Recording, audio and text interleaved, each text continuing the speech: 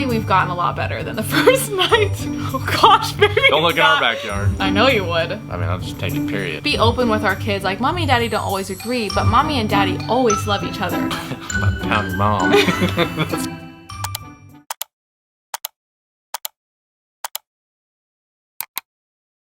Oh, this is my hat, my bad.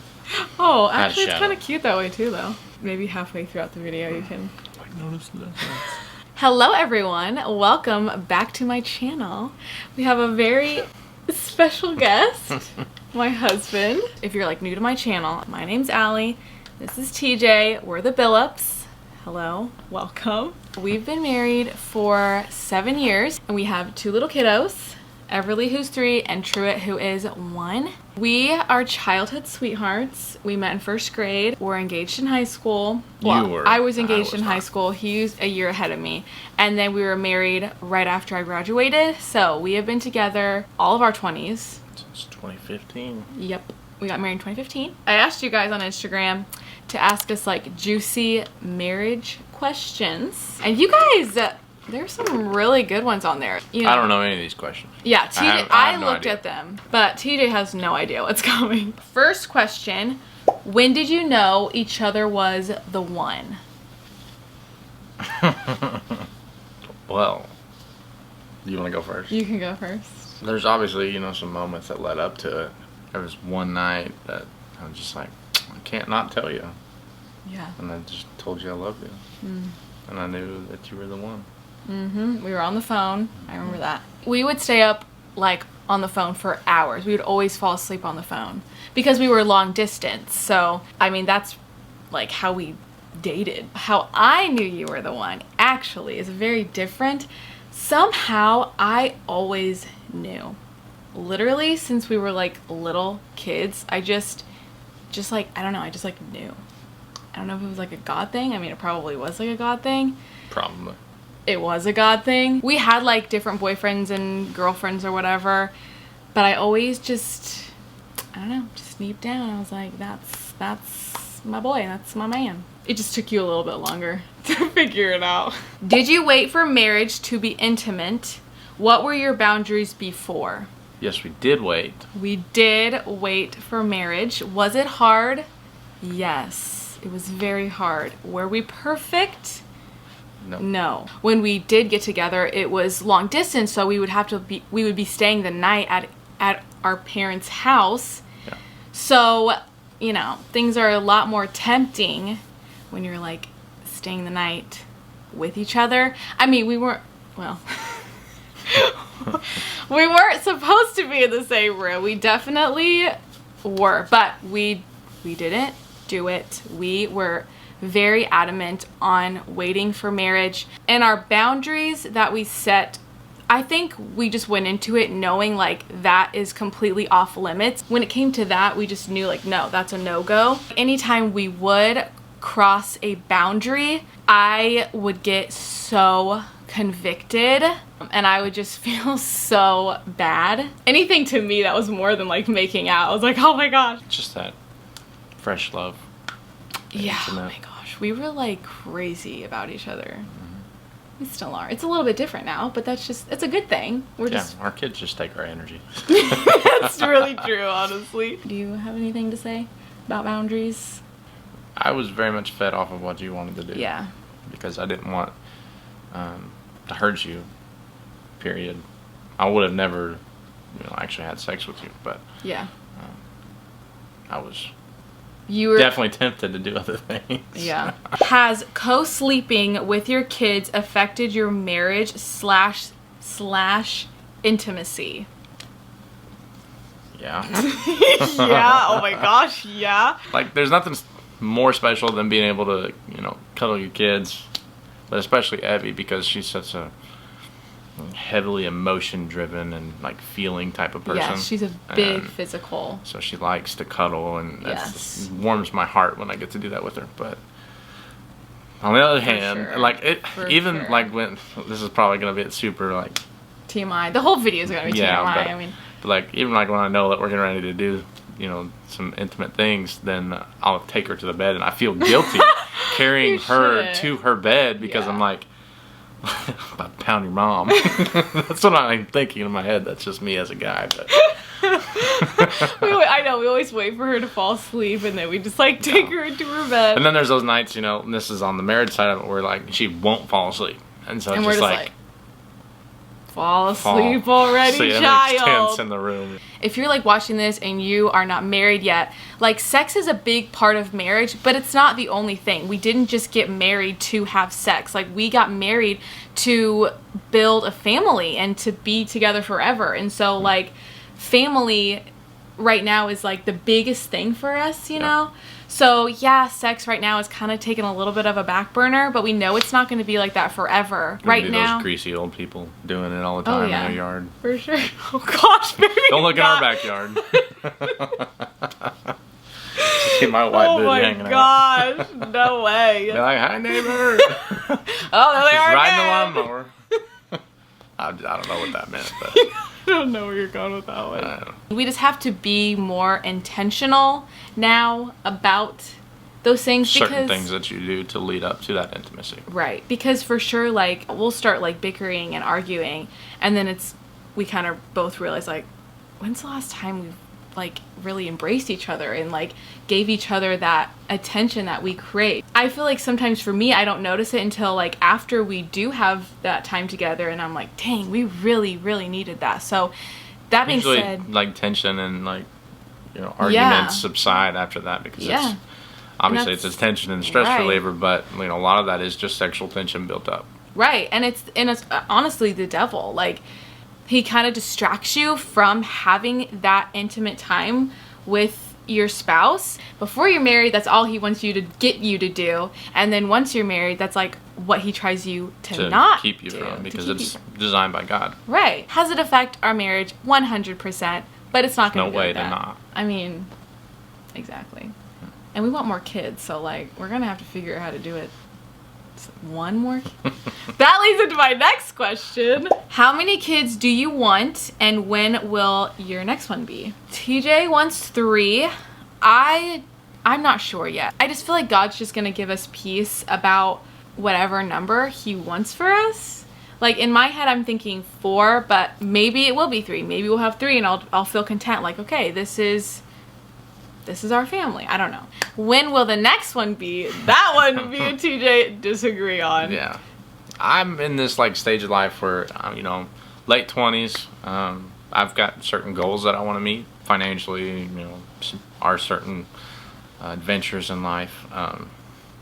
And those have to take place before I turn 30 in my eyes. Obviously, nothing happens according to plan most of the time. But if I can help it. So, like, before I'm 30, I'd like to have my last child. And I'm just thinking in my head, like, I want all the kids to be, like, close in age. And I don't know, I just want them to just experience life together. I get to see, and yeah, I agree with you. But in the same breath, I don't want everything to be so rushed that, like, I forget to do something with them, you know? I just feel like we both, when the time is right, will both feel at peace with it. Or it'll just happen. And then there's always that. And then God's like, man, it's time. Like, we can plan all we want, but ultimately it's his plan, you know? So I'm not really... I was stressed about it, but I'm honestly really not now. What is an annoying thing you both do that the other had to learn to live with? Currently, or like when we first got married? I don't know. You can do both. I know what the currently one is. What? You never put up the vacuum and vacuum cord. Oh my god. She never, like, she'll leave it plugged in and then just on the floor. Because True likes to play with it. And I get that, but like... it just drives me. I like to wrap cords up neatly. That's probably just some of my, you know, it's your little thing that bothers you. Yeah, OCD that gets me. But that's so funny. But then when we were first married, and it wasn't that it was annoying. It was just like I couldn't believe you hadn't figured it out yet. But like it was your inability to want to go out on your own. Oh. Like, but then I didn't also see it from your side because, especially when you were younger. But you know, it was a new place. Not a lot of people that you knew. Yeah. Everybody knew you in Connersville, anyways. that was my first time like really being independent and being on my own. I used to, She never drove anywhere. She got her license right before we got married. Yeah, You thought she came from like, a farm or something. A child. I went from living with my parents under my parents' wings to moving 700 miles away. 812 miles away. I did like kind of hide behind him a little bit, but that's just because I don't know. And that took a lot of growing. But that also frustrated me because like you're such a talented individual and well-rounded in many regards, especially artistically and like your creative side that I don't have. I don't have a creative side. I'm very precise in what I do. I know what I want. I'm going to make it that specific. And it's not kind of like, well, it just kind of came up with it. You're very handy, though. Yeah. Like, you can figure things out, like, no problem. Yeah. I get that from my grandpa. Oh, I got to answer the question. Most annoying thing about you? Oh, boy. Many things. Yeah. I could probably answer that for you. I know what it is. What would you say? Is when I come home from work, I'm usually pretty tired, right? So I'll take my work pants off, and I'll put them in the laundry room because those specific pants, they usually reek and they're covered in black from what I do at work. Yeah. But then I won't take my shirt off or my underwear or my socks until I get into our bathroom. Yep. And then I'll usually put it on the floor. And at that point in time, usually it's like 9 o'clock. And so I'm just like ready for bed. But I'll leave that stuff there and I'll tell her I'll get it and I always forget. He never does. So I promise you that's what she's going to say. Yeah. I don't know if it's something I'm willing to learn to live with, though. Wow. Biggest learning experience parenting as a couple. We have just now entered that like parenting discipline correction stage because Everly is now 3. I mean, 2 you do start that, but it's more of really not really discipline, more they just don't correction. defy you as much. Yeah, it's just like just more of correction. Yeah. But this now age, 3, she cognitively understands what we're asking her, and if she chooses not to do it, then it's discipline. I don't know. I'm gonna call it a learning experience, but rather just an advice to other parents out there. First thing is that don't have those arguments in front of that you obviously trying. If you're not on the same page, don't have that conversation in front of your kids. It's gonna happen. You get upset with each other. The point is that it's not in front of them. And it's not using foul language specifically. And then the second thing would be on a united front. Right, that's exactly what I was going to say. And so kids, when they learn that they can manipulate the system and that mom and dad aren't on the same front, then they will use you against each other because they're kids. They're learning. Yeah, and I want to piggyback off of what you were saying when you were saying, like, don't argue in front of your kids. Now, I agree with you, but I also think it's important to show our kids that, as a married couple, we're not always gonna like agree 100% on everything, and I don't want my child going into like a marriage thinking, wait, my parents never argued, what the heck, how is this, why are we arguing, this cannot be normal, like we're not a healthy couple. And that's not true. Like you good? No, there's strawberry stuck in the straw. Saw that? That's something that we have to be open with our kids. Like, mommy and daddy don't always agree, but mommy and daddy always love each other. The other day we were having an argument and she was in the other room. We didn't realize. We came out and TJ was like, I saw your face. You were just like, Everly, you're supposed to be upstairs in bed. What are you doing? We were still like not happy with each other, but I was like, you know what? I gotta put that aside. Like, this is what is important. And I was like, Everly, mommy and daddy don't always agree, but that doesn't mean we don't love each other. Like, we love each other so much, even though we don't agree. Because she was like, daddy's being mean to mommy. And then she said, mommy's being mean to daddy. And I was like, that's right. I think that was a good learning experience for her because I don't want her to ever feel insecure of our relationship. Because I feel like that can really lead to some negative habits down the way. Right. And just like make her feel insecure too. Like, having a strong household, like knowing my mommy and daddy, like they love each other and they love me, I think that is so huge for kids' confidence. Favorite part about your wedding and something you wish you could change? Honestly, like when it comes to like decorations and everything, I would completely change everything now because my style is completely different. I still wouldn't change it because that was like such a fun day. And was it perfect? No. I mean, no matter like when you get married, what your style's like when you get married. Like with time, things are always evolving. You're always evolving and changing. You're never always going to feel like your wedding was like the most aesthetically pleasing forever, you know what I mean? And my cake collapsed too. So yeah. but that's like that's like a funny memory now. You know, I think about that. And it was fine. We just scooped it back together and it worked. My favorite thing was probably the fireworks. I think we did really fireworks. Cool. That was It was July so 3rd, cool. you know. Yeah. Fireworks were really cool at the end. They made for some good photos. Something I would change, there's just some people that I would not have chosen to be so much a part of it because they are no longer in our lives. Yeah. I agree with you. That's a good one. But we were so young and just like... Yeah, we were pretty... We were just so... loose on, you know, who's coming, who's involved, and then... care. I remember when you told me I was going to have to find 9 guys to be a part of my wedding. I was like, yeah. Oh my gosh. Were you nervous the first time? Yes, I was. Were personally, you? Because I didn't want to hurt her. And I've told you that. Because obviously, you know, the first time is not a always enjoyable experience. Right. But on both ends. Yeah. But it's never, I've never wanted to. It was enjoyable. I'm not saying it wasn't. Right. I'm just saying I didn't want to hurt you. Right. So you were just nervous about that. You weren't nervous about like, is it going to be awkward? It's our first time. No. I was. You just have that type of personality. It's not about a competition. No, yeah. Yeah, you look pretty hot, but. Oh, thanks.